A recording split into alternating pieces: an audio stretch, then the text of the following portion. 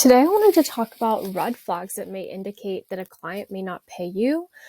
This presentation was inspired by seeing so many posts in Facebook groups about people not being paid after doing work. And inspired is a bad word to use. It's just I wanted to make something where those of you who have been through this have some sort of resource to learn from in the future. And those of you who haven't been through this, hopefully this will help you avoid these kind of clients or these kind of contracts in the future as well. All right, so getting started, many service providers face issues with clients not paying them. This has actually happened to me as a service provider. I do lead generation, and previously all of my services were done for you. Now I do some coaching and group trainings, but before it was all done for you services. So I did run the risk of doing the work and then not getting paid for it. So I just wanted to put together a presentation with red flags to watch out for. And also remind you, not all clients are bad. Most clients, a vast majority of clients have paid me no problem. They've been really amazing and they are people of honor and they honor their word and they honor their payment schedule. But I think it is important to remain cautious in this online world because it is a little different than getting a job where you can walk in and see that it's an actual business, sign papers, be legally required to be paid, which you are still legally required to be paid off of these contracts. But it is a little different. So I'm going to go ahead and give some tips today. Okay, so a lot of people in the comment sections of these posts say, just have someone pay up front. Like that's the obvious solution. And while having payment up front is a really great process, it's not always the best choice. And so I'm going to give some examples of when payment up front isn't a good choice, when it is a good choice, and how to deal with it if you are dealing with payment on the back end of your services. So if you know exactly how much the project is going to cost, I would have someone pay it up front. And chances are if they don't have the money to pay it up front, that is kind of a red flag. Sometimes it can be that they're on a payment plan or whatnot, but if they're absolutely not willing to pay up front, if it's kind of more on the smaller end, so I'm thinking 3 figures, maybe low 4 figures, it's probably not the right fit for them. If it's something like $15,000, $20,000, maybe they do need a payment plan. Maybe that's not something that everyone has up front, but if possible, charge for your services up front. So reasons why or situations of how I've done payment on the back end is one, if I am doing a project where I really can't estimate the time. So for example, transferring a course from one platform to another, redesigning landing pages. And I'm not a web designer, but it is like more the technical aspects of that I do. So again, depending on the project, the client, it could really vary. So I don't want to say, oh, hey, it's a flat $500 fee and then have it take me 30 hours and be like, wow, I really should have charged more. And the opposite is true too. I don't want it to be a super simple project where it only takes me an hour of work and I just charge the client so much money. So in these kind of situations, I really do believe in being honest with the client and tracking hours, or tracking, if you have a different payment system, tracking where it would fall in your payment range and then having them pay after. You can have them put down a deposit, but typically for these kinds of services, I don't, because I could just withdraw the system I created for them or the page I created for them. Like all of that could be deleted. So I really haven't had trouble in this area when I'm building stuff out like that. The other reason payment can be delayed is when I take on VA roles, I usually don't know how many hours I'm going to put into that person's business, especially if it's kind of an ambiguous role. So in that case, I actually do payment after as well, because I'll track hours, give the client an invoice, and then have them pay it rather than having them pay up front and the amount being just way off. And some businesses do work better like this.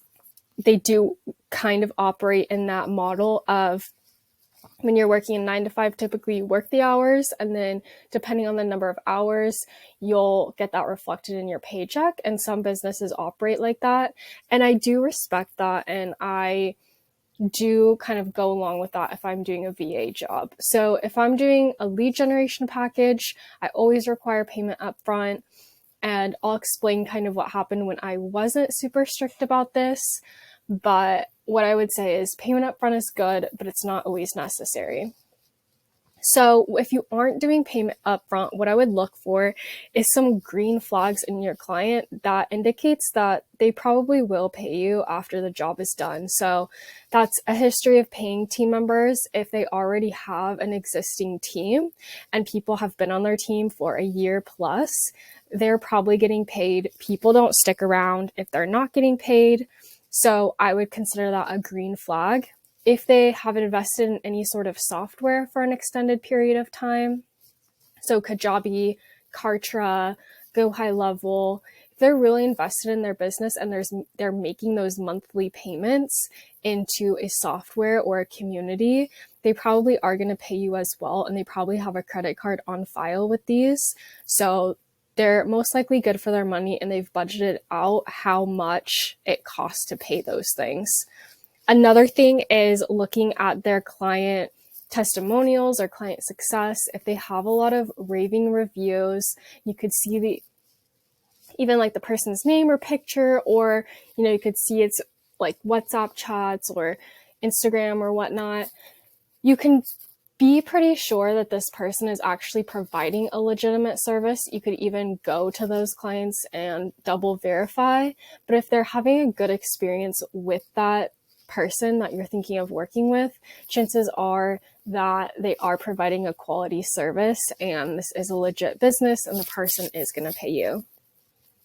Okay, some red flags include high turnover. So if they've said, oh, I've tried to hire 5 people for this position and none of them are working out, that's kind of a red flag to me, because there might be something going on in the business as to why they're not working out. And if people are leaving that quickly, they're not getting what they signed up for either.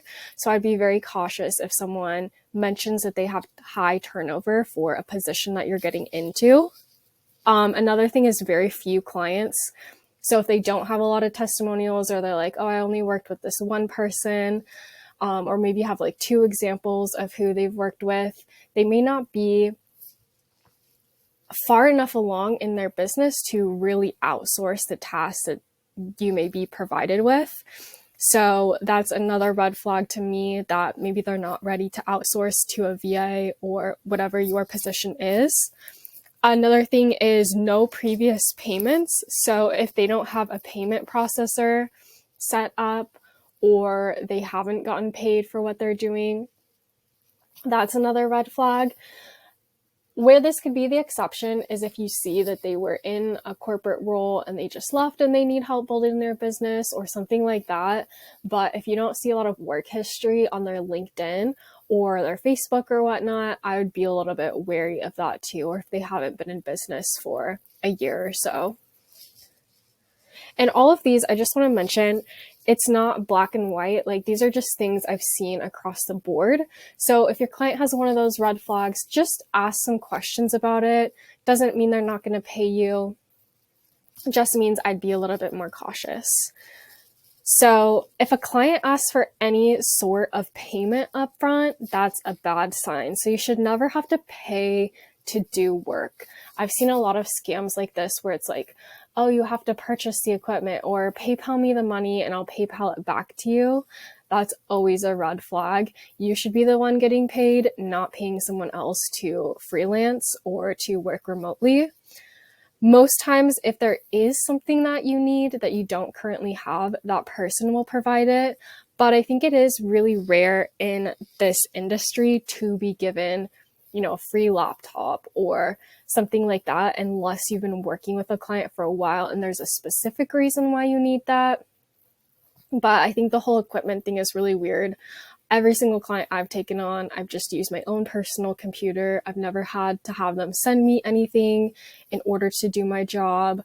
The only things that they have sent me is, their logins, some software if they have specific training they want me to go through, but nothing physical in the mail. I would be very wary of clients who expect you to pay for equipment or even software. That should be what they are doing for their business and implementing you into it instead of expecting you to pay to get into this job. All right, financial distress and dependency. So be cautious of clients who rely heavily on your work for their financial stability. So in lead gen, this was one of the things that I didn't recognize at first. I thought I was going to serve anyone who needed clients, but slowly I did recognize that clients who were super desperate for my work and hanging every single penny of their business on my efforts, it just wasn't the right fit. And those people could be the ones who actually don't pay you because they're relying on your work to get the money to pay you. Now, if you're doing a commission-based job, this is very different, and I will have another video coming out about commission-based work. But if you are, say, charging $1,000 for your service and someone signs a contract with you and they're going to pay you the $1,000, hopefully that's something that they can rely on without your work generating that revenue for them. So I think financial stability is super important. I think that they should feel comfortable with your prices before signing on, or it's probably not a good fit.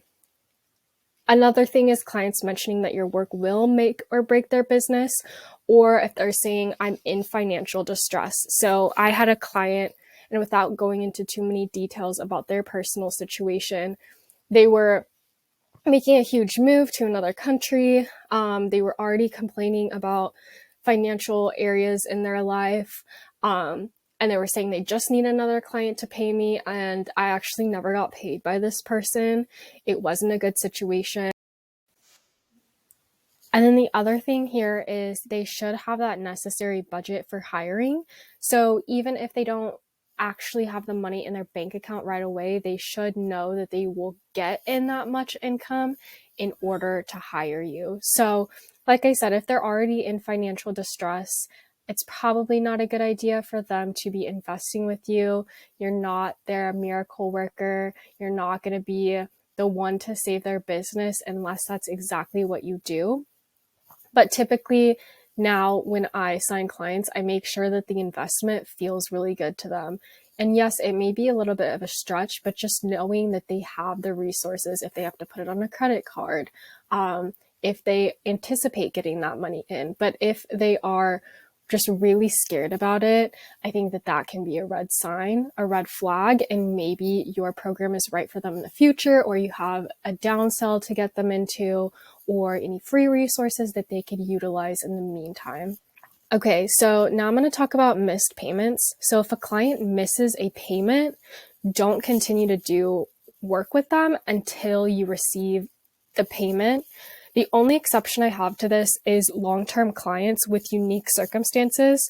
So one time a client I'd been working with for like a year lost her debit card and was getting a new one in the mail. So it was no big deal because I knew she was good for the money and she wanted to put her investment on her business card, which totally made sense to me. She had never missed a payment before. It wasn't because of financial distress. And even if you are in a contract with someone and they start to experience financial distress, you can always make payment plans that suit them better in order to fulfill that contract or break the contract or whatnot. But if you are initially signing a client and they miss that first payment, that is a big red flag that it's just not going to be a good overall journey. You shouldn't have to chase people down for payments. And hopefully they're honest and can meet you face to face if anything does change.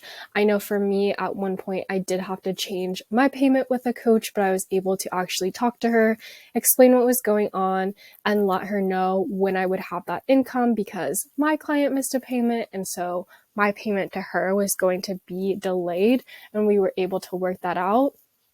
But if you're going into this contract and first payment is missed, don't continue working for them because chances are the next payment will be missed too. And then instead of wasting, a month of your time, now you've wasted 2 months of your time. Okay, complaining about prices to begin with. So when going into a discovery call, I absolutely expect some sort of price negotiation, or being like, here was the budget I had expected, or here's what I paid my last person.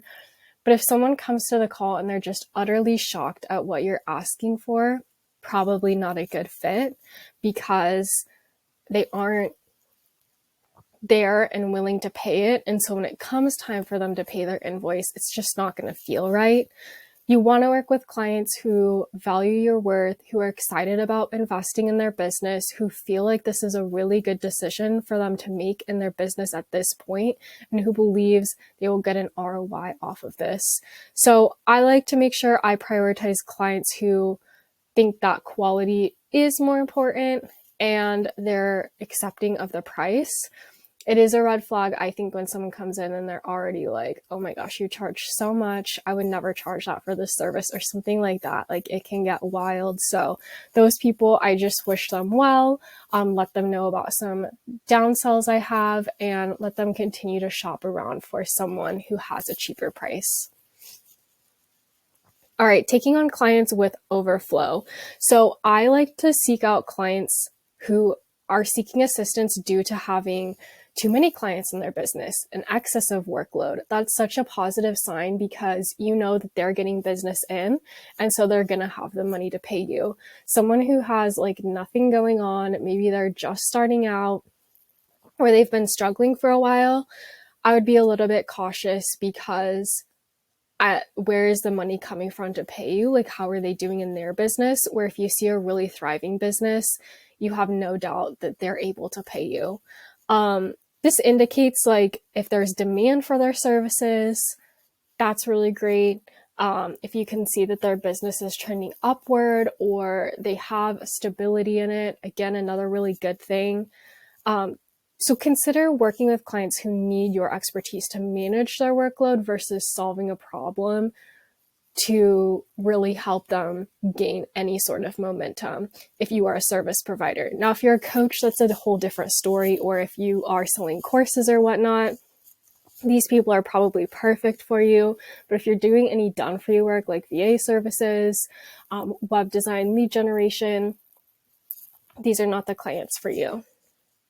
So trust your instincts, choose clients who respect your skills and time. Intuition also plays a really good role in identifying genuine clients. So like I said, I have had clients I've worked with, and from the very start, they paid me after my services, but I could gauge that they had a thriving business. They were really honest people. They would get on a Zoom call with me. They had previous employees or current employees. And that's not to say that the employees were W-2 employees, but other contractors that they've been working with, their other contractors seemed really happy. You can often sense if someone's trying to exploit you for free work. So I'll give the example that happened to me in more detail here. So I worked with a client who wanted my lead generation services. She was offering coaching, and what happened was she wanted a delayed payment plan because she was in the process of signing a few clients. So I was told, and she would have the money in another month. Well, I did the first months of work, and so we decided she was going to pay for month 1 and 2 after month 2. And this was a really, really bad call on my part, because after month 2, what happened is they did not pay me anything. And so I should have known there was a red flag after month 1, when it was like, oh, I'm, still in process with these clients or whatnot. And so it was a really difficult situation, because I had put a lot of hard time and effort into this, and it was really difficult because I think that they thought very optimistically that one client would change everything for them, but there wasn't a lot of client examples. They only had one service to offer. It was very high ticket, and the clients weren't pulling through when they were getting into these deals. And so obviously I handled the situation, and I wish I hadn't been in it in the first place, but it taught me so much. After this experience, I doubled down on making sure my contract was really tight. I became more selective about who I worked with. I only, well, I didn't only require payment upfront, but for the most part, if it was a service like this, if they didn't have the money for payment upfront, I would be a little bit more wary, unless it was one of those circumstances, like I said, where it made more sense for them to pay after. And what's great about this is I haven't been in this situation again. So I'm really happy that I learned it pretty early on in my business. This was back, well, I guess this was a little over a year ago, but it was only my first full calendar year in business, and I know that these things kind of do pop up. So I'm really thankful that I learned it. I didn't lose any money. I did lose time, but it is what it is, and I'm grateful that I took away all of these lessons so that I could teach other people about this. And protect your work. So in cases of done-for-you projects, don't give client access to your created materials if the payment's uncertain or unknown. Only provide access upon receipt of payment to safeguard your work and protect your intellectual property and time investment. So like I said, if you're not getting that first payment, protect your time. And in terms of your resources, only release sensitive information or information that you created once payment is made. Then it belongs to the client and no longer to yourself. But up until they pay, it's your information. I had a person in my program let me know that she had created social media posts and someone didn't pay for them. So that's something where she can revoke Canva access. So these people don't have her work. And in conclusion, if you have had one of these experiences, don't be embarrassed. I know that it feels really bad emotionally. And I think for me, I took on that guilt of oh, I should have known there were red flags. Why didn't I blah, blah, blah, fill in the blank. But what you can do is you can learn from these experiences and make it so that you don't go through this again, or teach other people about it. I'm making this video to educate people around the scams or around non-payment and the red flags to watch out for. So you can do the same with your community, and it feels really good. And as this is kind of an unregulated industry, I think that we can all really help each other by making sure that we're all safe and protected. Focus on spending your time wisely and working with reliable clients. So the more energy you pour into someone who's not very reliable or is a question mark, you're taking away the opportunity to have a really good client in that spot. So when I'm making the decision after a discovery call, if I do want to work with someone or not, I always have to think about that and think about, is this someone that I can really rely on? Is this something long-term? Is this someone that I'm really trusting of? And I try and analyze that for 24 hours. I made a rule after talking to my coach saying, no more signing clients on that first call. Wait 24 hours and really sit with yourself and say, is this in my highest good for myself and my business? Really make sure that, you feel really good about it on all levels. So personally, business-wise, look at it as if you were, the executive, which you are, you're the CEO in your company, but look at it in a business aspect and a personal aspect and a time aspect and a money aspect, and see does this check all the boxes? Does it feel really good? And choose clients who align with your criteria and respect your values. So these look like clients who are really happy to pay you, clients who can see the value that you're going to provide, clients who respect you and your policies and your contract. These are going to be your ideal clients.